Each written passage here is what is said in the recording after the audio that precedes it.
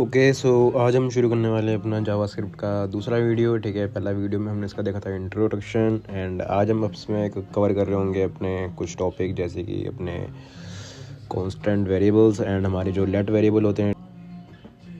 सो यहाँ पर मैंने अपनी एक HTML की फ़ाइल बना ली है जिसके अंदर मैंने अपना स्क्रिप्ट टैग ऐड किया था, बट अब मैंने इसके स्क्रिप्ट टैग को हटा के यहाँ पे जो हमने अलग से अपनी जावास्क्रिप्ट की फ़ाइल बनाई थी उसको मैंने यहाँ पे लिंक कर लिया है। इसको अपना स्क्रिप्ट सोर्स यहाँ पे script.js का अपना यहाँ पे फ़ाइल का नाम देख के, एंड ठीक है, फिर यहाँ पे हमारी जो फ़ाइल है जावास्क्रिप्ट की वो यहाँ पे इसमें लिंक हो चुकी है।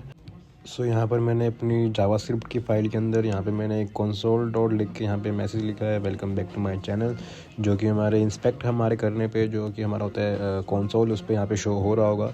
अगर हम जाएंगे कंसोल पे, सो यहाँ पे देखो, जैसे कि आप देख पा रहे हैं कि यहाँ पे हमारा जो मैसेज है वो शो हो रहा है, welcome back to my channel. ठीक है, सो अब हम इस पर अपने देख रहे होंगे वेरिएबल्स को। सो पहले यहाँ पे हम देख लेते हैं कि जो हमारे लेट एंड हमारे जो कॉन्स्ट होते हैं वो क्या होते हैं। ठीक है, जो हमारा लेट होता है वो हमारा होता है म्यूटेबल, एंड जो हमारा होता है कॉन्स्ट वेरिएबल वो हमारा होता है इम्यूटेबल। इम्यूटेबल मतलब हमारा कि वो चेंज नहीं हो सकता, ठीक है, कांट चेंज, ठीक है, फर्दर कांट चेंज। एंड जो हमारा होता है म्यूटेबल वेरिएबल्स हमारे वो होते हैं जिनकी वैल्यूज़ हम दोबारा सेट कर सकते हैं। ठीक है, अगर हमने यहाँ पे उसकी वैल्यू एक बार सेट कर दी है तो फ्यूचर में हम उसको अगर दोबारा उसको चेंज करना चाहें तो हम उसको कर सकते हैं इजीली। ठीक है, सो वो हमारे होते हैं लेट वेरिएबल्स। ओके, सो यहाँ पे मैंने कुछ यहाँ पे अपनी वैल्यू सेट की हैं, A key and name key. Let A equal to मैंने लिखा है 1 and let name equal to मैंने लिखा है विनीत। सो यहाँ पर अब देखो, यहाँ पे इसको हमने डिक्लेयर कर दिया है एंड इसको इनिशियलाइज भी कर दिया है। ठीक है, देन इसकी वैल्यूज़ को हमें प्रिंट करवाने के लिए हम यहाँ पे लिखेंगे console डॉट लॉग अपना। फिर मैंने कुछ मैसेज दिया है, value of A is A and comma दे के मैंने ए लिखा है।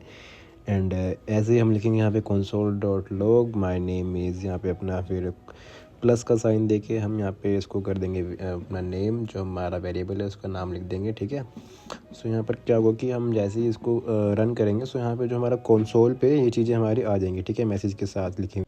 सो अभी आप देख पा रहे हैं कि हमारा मैसेज आ चुका है। ठीक है, जो भी हमने इस पर प्रिंट करवाया था। ठीक है, सो यहाँ पे हमारी ए हमारा नंबर टाइप है एंड नेम हमारा एक स्ट्रिंग है। सो यहाँ पर इसको चेक करने के लिए हमारी कौन सी टाइप है, यहाँ पर एक और फंक्शन होता है हमारा, एक और होता है console डॉट लॉग। हम यहाँ पे लिख सकते हैं अपना type of this and this. तो मैंने यहाँ पे लिखा है type of A and comma देके मैंने लिखा है टाइप ऑफ नेम।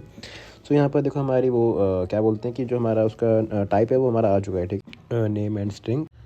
सो ये थे हमारे लेट वेरिएबल। लेट वेरिएबल में इसका खासियत ये होती है कि अगर हम इसकी वैल्यूज़ को दोबारा एक बार हम सेट करेंगे ना, तो यहाँ पर इसकी वैल्यू सेट हो जाएगी अगेन। ठीक है, वो मतलब कि चेंज हो जाएगी इसकी वैल्यू। अब देखो, मैंने यहाँ पे इसको ए इक्वल टू मैंने नीचे 40 कर दिया है वैल्यू, एंड इसको मैंने दोबारा प्रिंट करवाया है। सो यहाँ पे देखो दोनों की वैल्यू अलग आ रही है। वैल्यू ऑफ ए इज़ पहले 1 आ रही है एंड देन वैल्यू ऑफ हमारी ए इक्वल टू हमारी 40 आ रही है। ठीक है, सो बेसिकली यहाँ पे मतलब यही है कि हमारी जो भी लेट की वेरिएबल्स होते हैं, ठीक है, हम उनको दोबारा वैल्यूज़ उनकी चेंज कर सकते हैं क्योंकि ये होते हैं हमारे म्यूटेबल वेरिएबल्स। ठीक है, एंड अब हम देख रहे होंगे कि हमारे जो होते हैं दूसरे वेरिएबल जो कि हमारे कॉन्स्ट वेरिएबल। कॉन्स्ट मतलब कि कांस्टेंट। कांस्टेंट से आप मतलब समझ पा रहे हो कि जो हमारी वैल्यू कांस्टेंट ही रहती है। ठीक है, मतलब कि हम इसको बार बार इसको चेंज नहीं कर सकते। ठीक है, हमने क्योंकि ये हमारी होती है इम्यूटेबल।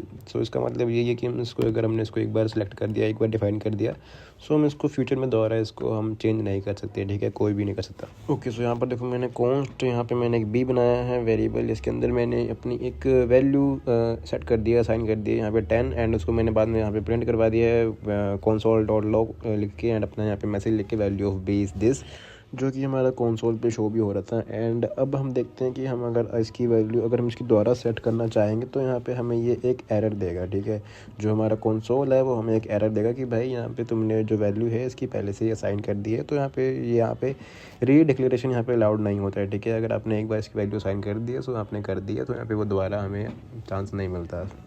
सो देखो, जैसे कि मैंने यहाँ पे बी की वैल्यू अगर मैं यहाँ पे कर दूँ दोबारा 30, एंड ऊपर देखो वैल्यू यहाँ पे उसकी 10 है, एंड अगर मैंने यहाँ पे दोबारा उसको कर दिया है इनिशियलाइज, तो यहाँ पे देखो नहीं आएगा। ठीक है, यहाँ पे हमें एरर दे रहा है असाइनमेंट टू कांस्टेंट वेरिएबल। ठीक है, क्योंकि यहाँ पे हम इसको दोबारा असाइन नहीं कर सकते इसकी वैल्यूज़। ठीक है, तो यहाँ पे ये था क्योंकि यहाँ पे ये हमारा जो होता है ना कांस्टेंट, हमारा होता है इम्यूटेबल वेरिएबल।